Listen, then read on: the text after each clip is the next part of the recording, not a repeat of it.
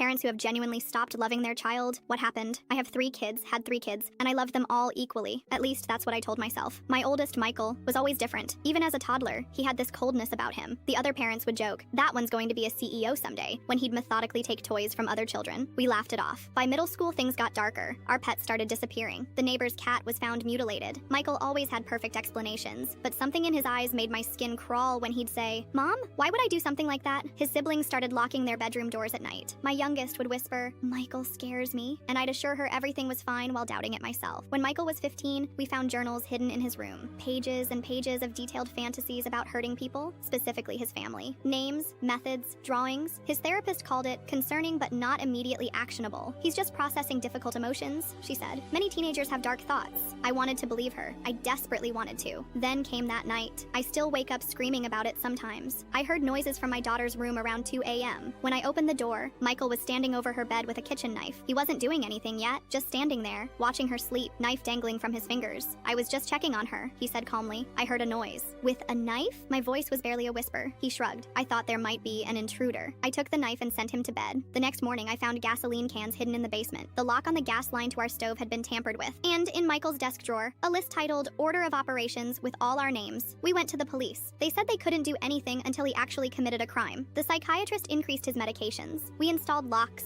cameras, alarms. We lived like prisoners while the predator slept down the hall. "You're overreacting," Michael said with a smile that never reached his eyes. "I would never hurt my family." 3 weeks later, my husband woke to find Michael standing in our doorway just watching us sleep. The next night, same thing. Then my youngest daughter's bedroom window was found open from the inside during a frigid winter night. That's when I realized I didn't love him anymore. There was no maternal instinct left. When I looked at him, I felt nothing but fear. "What happens when we can't stay awake anymore?" my husband whispered one night. "What happens when we miss something?" We made the impossible decision. We found a secure residential treatment facility 3 states away. When we told Michael, he didn't react at all. No anger, no sadness, nothing. "You're sending me away because you're afraid of me," he stated flatly. "We're sending you away because you need help we can't provide," I said. He smiled. "You don't love me anymore. I can tell." And he was right. The love had been replaced by something else. A horrible emptiness where maternal love should be. The staff at the facility later told us Michael scored in the highest percentile for psychopathic traits they'd ever recorded. That was 2 years ago. My other children are thriving now that they feel safe. We still pay for Michael's care. We check on his progress. We do everything parents should do.